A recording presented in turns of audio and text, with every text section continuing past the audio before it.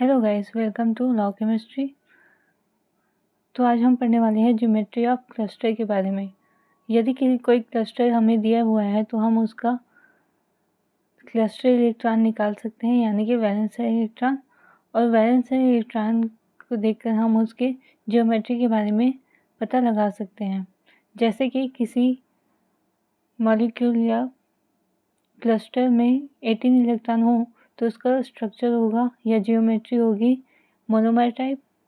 34 electron होने पर dimer type, 48 electron होने पर ट्राइमर, 60 इलेक्ट्रॉन होने पर टेट्राहेड्रॉन, 62 इलेक्ट्रॉन होने पर बटरफ्लाई, 64 इलेक्ट्रॉन होने पर स्क्वायर प्लेनर, 72 अगर क्लस्टर इलेक्ट्रॉन 72 है तो ट्राइगोनल बाइपिरामिडल, 74 इलेक्ट्रॉन होने पर स्क्वायर पिरामिड, 84 इलेक्ट्रॉन होने पर बाइकैप टेट्राहेड्रॉन, 86 इलेक्ट्रॉन होने पर ऑक्टाहेड्रॉन। इसी तरह से 86 इलेक्ट्रॉन होने पर कैप्ड स्क्वायर पिरामिड।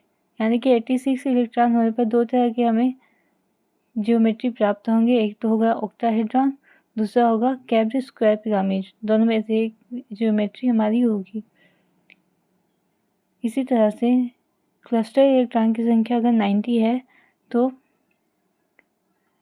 ज्योमेट्री होगी ट्राइगोनल प्रिज्म। 98 होने पर कैप्ड ऑक्टाहेड्रॉन, 112 होने पर स्क्वायर एंटी प्रिज्मेटिक, 120 होने पर क्यूबिक, 130 होने पर कैप्ड स्क्वायर एंटी प्रिज्मेटिक। इस तरह से हम क्लस्टर इलेक्ट्रॉन को देखकर उसके क्लस्टर के ज्योमेट्री के बारे में पता लगा सकते हैं।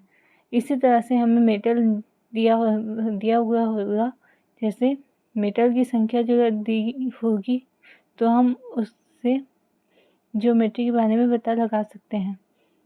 जैसे 1 होने पर मोनोमर, 2 मेटल होने पर डाइमर, 3 मेटल होने पर ट्राइमर। अगर मेटल की संख्या 4 है तो 3 तरह की ज्योमेट्री हो सकती है।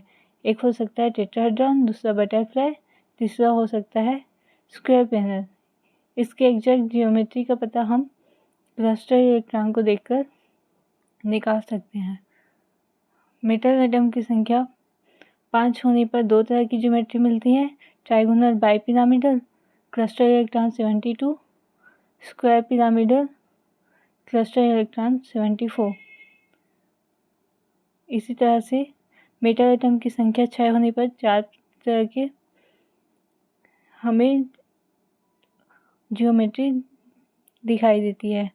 पहला है बाइकैप्ड टेट्राहेड्रॉन, जो कि क्लस्टर इलेक्ट्रॉन 84 होने पर मिलता है।